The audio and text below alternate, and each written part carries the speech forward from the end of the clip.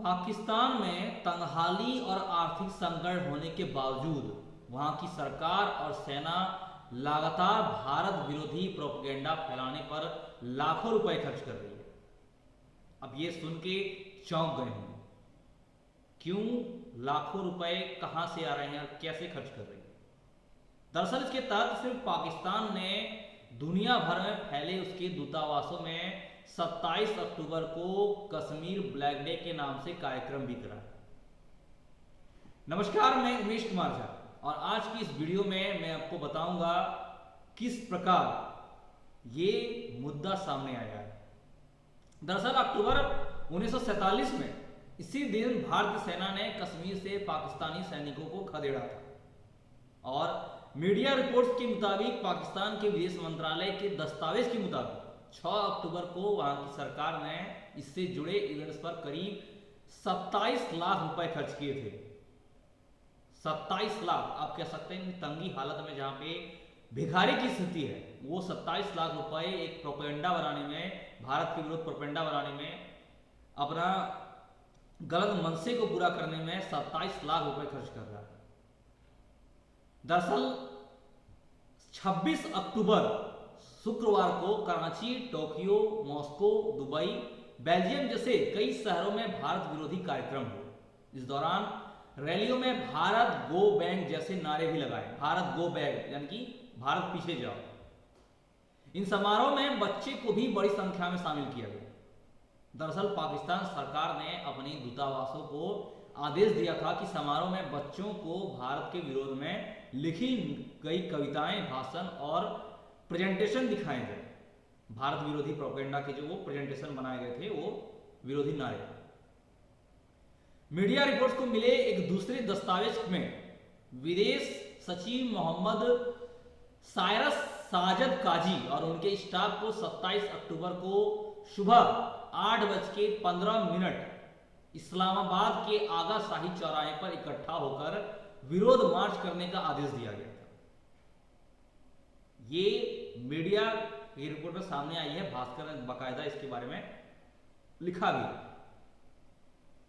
अगर बता दो, पाकिस्तान के कथित समर्थन वाले भारत विरोधी संगठनों जैसे Kashmir forum for youth YFK और कश्मीर काउंसिल यूरोप और जम्मू और कश्मीर लिबरेशन कमीशन यानी कि JKLC ने 26 अक्टूबर को भारत के खिलाफ प्रदर्शन किया और उसका मतलब प्लानिंग किया और 27 अक्टूबर शुक्रवार को यह प्रदर्शन वहां पे देखा गया।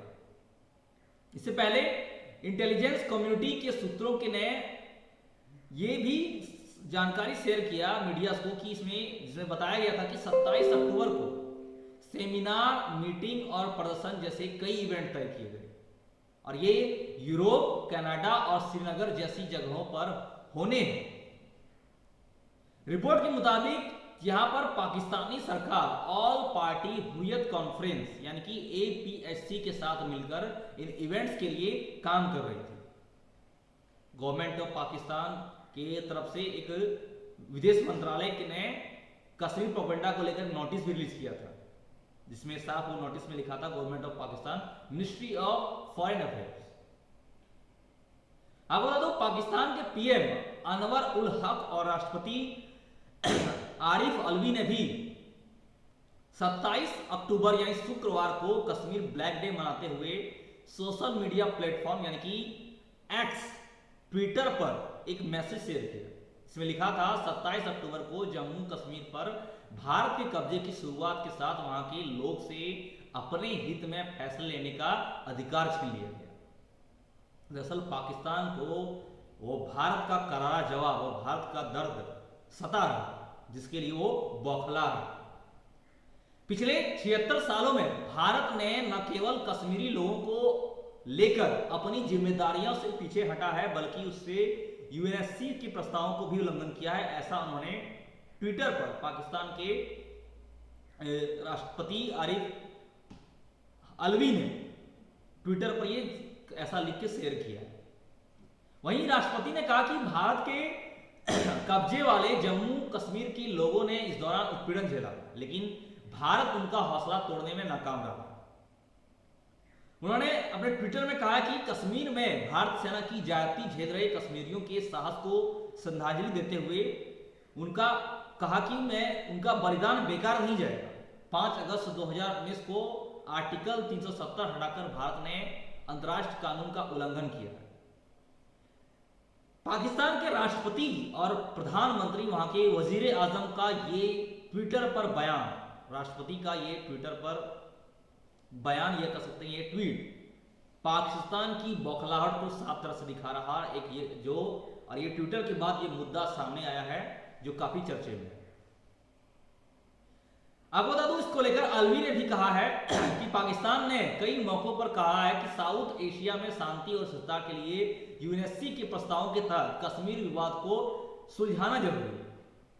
इसे ऐसे में भारत को समझना होगा कि वो बल प्रयोग करके कश्मीर में आजादी की लड़ाई को दबा नहीं सकता।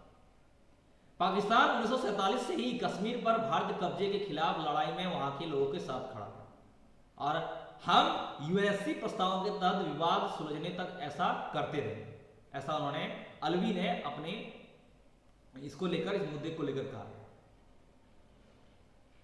आपको बता दूं, 25 ट्विटर और 13 फेसबुक अकाउंट भी जो है इस मामले में जो फैला रहे हैं आईएसआई का ये जो भारत के विरोध ये जो प्रोपेगेंडा है, आईएसआई का प्रोपेगेंडा 25 ट्विटर अकाउंट और 13 फेसबुक अकाउंट के माध्यम से प्रोपेगेंडा फैलाया गया है, जिसमें भारत के खिलाफ भी प्रोपेगेंडा अपना के लोगों के बीच नफरत और बौखलाहट को प्रदर्शित किया जा रहा है।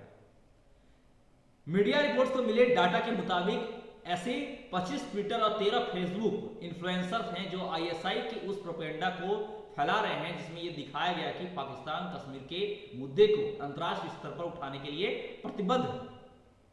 वहीं पाकिस्तानी की खुफिया एजेंसी आईएसआई ने उन सोशल मीडिया अकाउंट्स की भी जानकारी शेयर की है जो पाकिस्तान का प्रोपेगेंडा फैलाने का काम कर रहे हैं।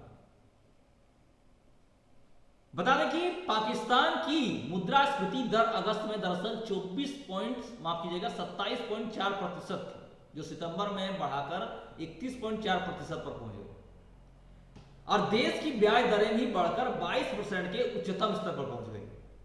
पाकिस्तानी रुपया अगस्त में अब तक के सबसे निचले स्तर पर पहुंच गया है। यहां एक अमेरिकी डॉलर की कीमत भी 300 पाकिस्तानी रुपए के पार पहुंच चुकी है। यानी कि यहां से समझ सकते हैं कि पाकिस्तान की क्या बदहाली, भिखारी वाली स्थिति है। और ऐसे में इतना होने के बावजूद वहां का पाकिस्तान भारत विरोधी आईएसआई के प्रोपेगेंडे को फैलाने के लिए लाखों रुपए खर्च कर रहा है। जो कुछ ट्विटर अकाउंट्स जिनके बारे में एक भास्कर के रिपोर्ट में उन्होंने जो जारी किया है उसमें प्रोपेगेंडा चलाते हुए उस ट्विटर का एक यूजर का नाम बताया गया है, जिसमें कि डीसीडी लोअर है, अफरीन मरी 83,753 है। कुछ अकाउंट शेयर किए गए हैं जिसके माध्यम से आप वो चीज को सामने दिखाया गया। आपको बता दूं, भारत पाकिस्तान के इस मुद्दे को लेकर वर्तमान में जो ट्विटर पे हंगामा चला हुआ है, इसको लेके एक बड़ा मुद्दा बना हुआ है।